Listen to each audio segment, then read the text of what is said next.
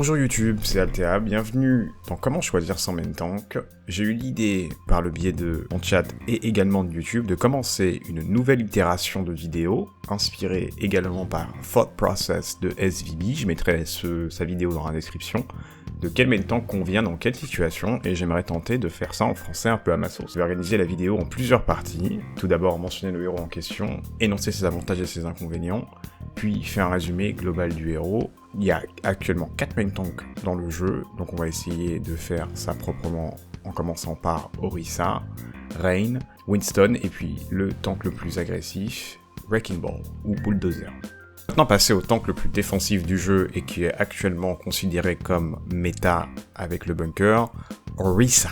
Quel est le plus grand point fort de Orisa actuellement? Orisa excelle pour garder une position. Et elle sera encore dans une meilleure position si elle est supportée par des pics comme compose la composition bunker, c'est-à-dire pics qui peuvent bénéficier de son shield et qui ont tendance à rester immobiles.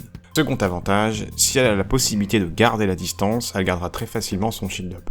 Qu'est-ce qu'on entend par ça? Je vous donne un exemple concret.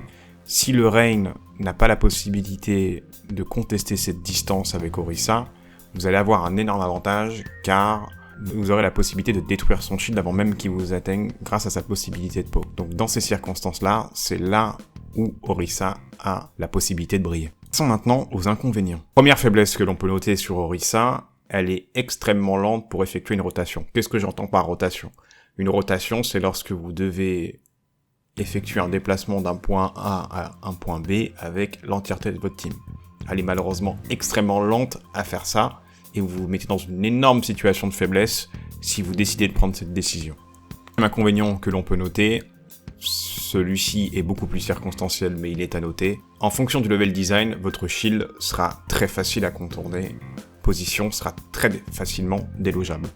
Troisième inconvénient que l'on peut noter avec Orisa, principalement dû par sa lenteur et à son kit qui est globalement plutôt limité pour mettre la pression, hormis votre mini-graviton qui pourra punir un hors positionnement, votre capacité à agresser sera extrêmement limitée. Dans le sens où si par exemple votre équipe prend un pic, vous aurez énormément de mal à avancer, principalement dû, comme je l'ai dit précédemment, à sa lenteur et à mettre une quelconque forme de pression avec elle.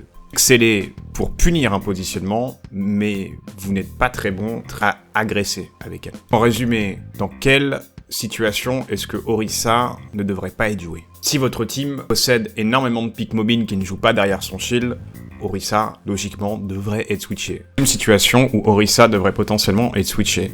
Si votre composition bunker ou autre composition qui a une synergie avec elle est cassée, car il sera extrêmement difficile de vous remettre en place. Donc par conséquent, il faudra switcher sur une composition peut-être un peu plus mobile et un peu plus facile à exécuter dans ces circonstances-là. Pour la simple et bonne raison que Orisa, comme je l'ai dit précédemment, excelle avec des pics qui sont immobiles derrière son shield. Donc vous remettre en place va être compliqué, vous allez vous faire poker, vous allez potentiellement mourir et perdre quelques pushs. Switcher une autre composition aurait été potentiellement plus intéressant dans cette circonstance particulière. Quelle situation est-ce que Orisa peut exceller? Elle peut exceller lorsqu'elle peut garder une position, particulièrement si elle est avantageuse, ou sur un payload. Elle a la possibilité de briller avec des pics qui ont une très grande synergie avec elle, pics qui ont tendance à rester immobiles derrière le shield, et qui appuient également sur l'avantage du fait qu'elle a tendance à beaucoup poker. Pour vous donner un exemple concret, le premier point d'Hollywood sur la terrasse café est un endroit, par exemple, qui peut être très fort, avec des pics qui entrent en synergie avec elle, comme précédemment dit. Et si l'équipe adverse n'a pas les pics ou n'a pas les outils suffisants, vous allez potentiellement être indélogeable avec cette composition. Maintenant passer à un main tank beaucoup plus équilibré entre attaque et défense, Reinhardt ou Reinhardt pour les intimes. Donc, passons par la première étape. Quels sont les points forts de Rain? La première chose qu'il apporte, qui est assez fondamentale dans son kit, est qu'il offre un shield malléable et qui peut encaisser beaucoup de dégâts, jusqu'à 2000 dégâts pour être exact. C'est-à-dire que c'est le main tank idéal pour essayer de passer un choke et d'avancer tous ensemble derrière son shield. Qu'est-ce que je vous entends par choke?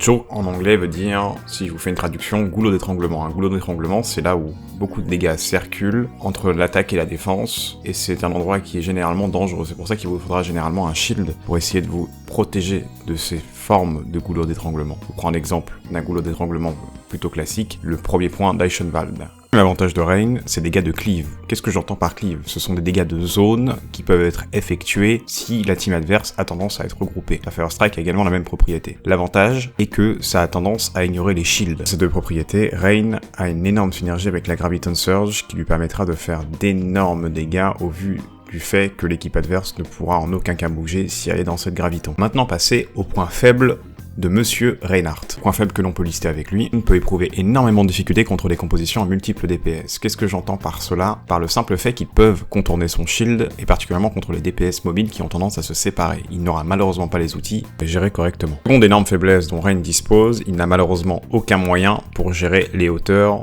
ou la verticalité de quelconque manière que ce soit. Si vous devez les contester, Rain ne sera malheureusement pas le pic à prendre. Faiblesse que l'on peut lister, Rain est extrêmement sensible au spam shield, particulièrement avec la méta bunker que l'on peut voir actuellement. Si un bastion a tendance à être sur la hauteur et que vous n'avez pas la possibilité de le contester, votre shield va être détruit en l'espace de quelques secondes et vous n'aurez malheureusement pas la possibilité d'avoir un quelconque impact que ce soit. Bien entendu, c'est sous réserve de level design. Prendre un exemple concret pour illustrer mon propos. Le premier point de Junkertown en attaque, si la team adverse s'amuse à aller full bunker sur la hauteur, vous allez vous faire absolument détruire.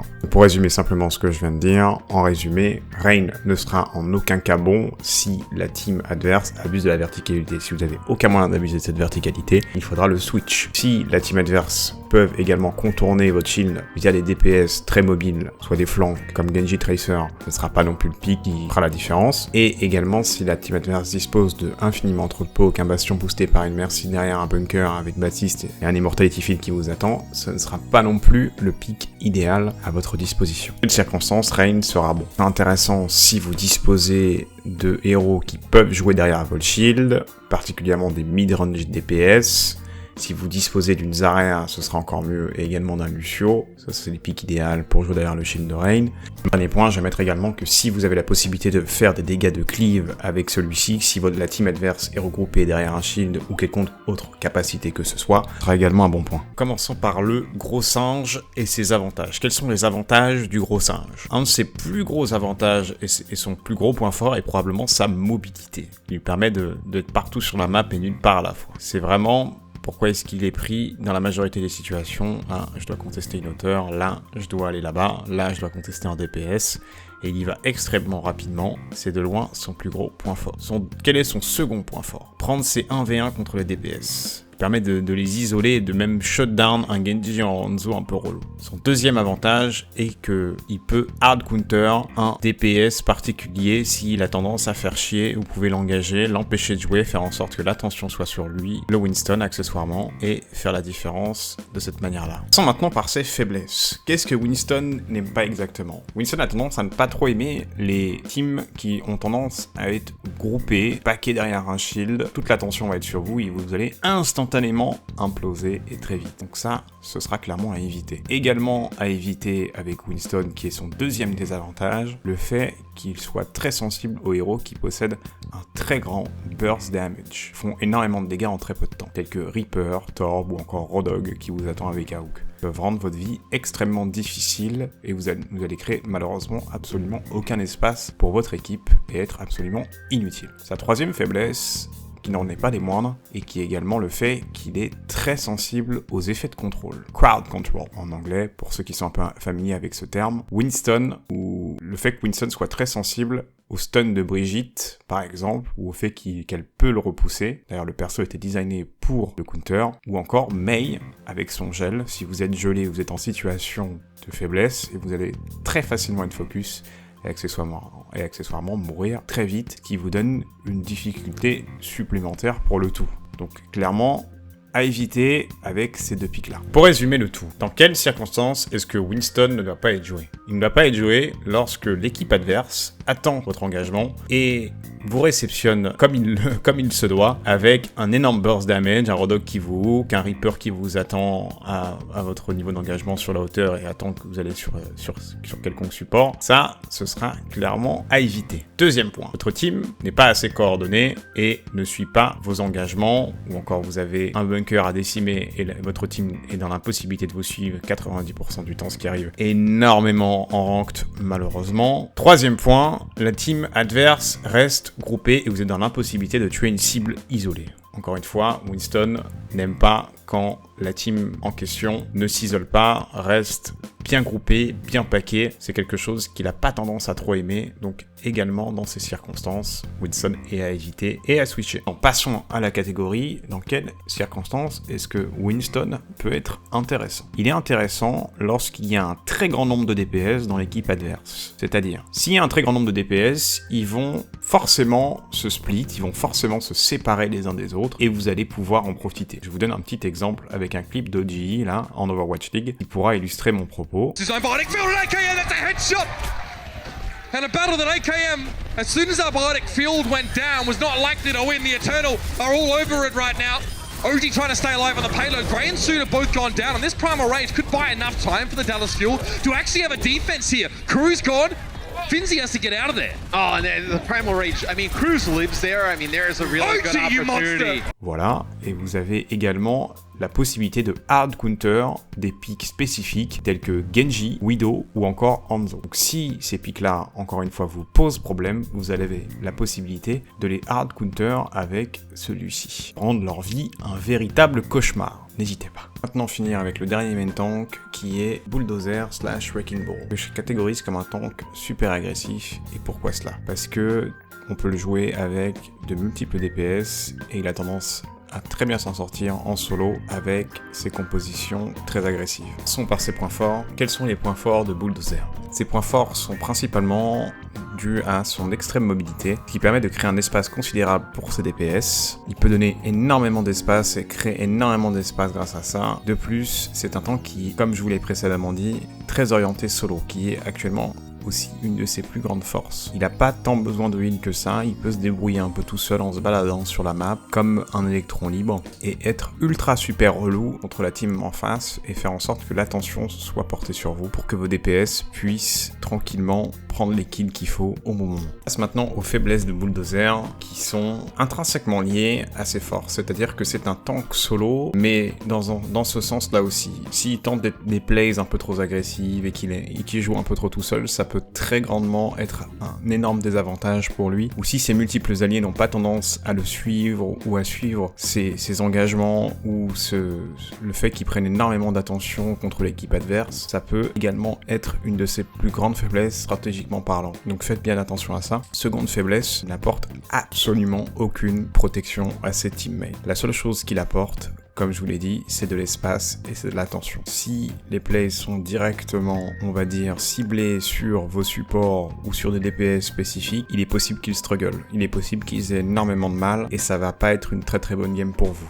Donc c'est clairement, Bulldozer est un perso à double tranchant. Pour résumer le tout, Hammond ne convient en aucun cas dans une compo traditionnelle. Il offre ce que son kit apporte, l'offre dans une composition qui n'est en aucun cas traditionnelle et qui est plus orientée dégâts, orientée très agressive. Donc si vous avez une composition qui est proche de quelque chose de traditionnel comme du 2-2-2 classique, ou si vous avez un shield tank, il vaudra clairement mieux switch Hammond. Ce n'est en aucun cas le pick qui conviendra à votre situation, car la team sera dans l'impossibilité de suivre votre énorme mobilité. Vous allez être tout seul, vous allez feed et vous allez absolument pas créer l'espace. Situation, du coup, est-ce que vous pourrez jouer Mr. Hammond / Bulldozer si votre composition est, une nouvelle fois, absolument pas conventionnelle et que vous avez des multiples DPS, des joueurs qui ne veulent en aucun cas jouer off-tank ou vous avez d'autres problèmes. Hammond peut parfaitement jouer ce rôle et le faire très bien si vous avez des bonnes bases avec lui. Et l'avantage est qu'il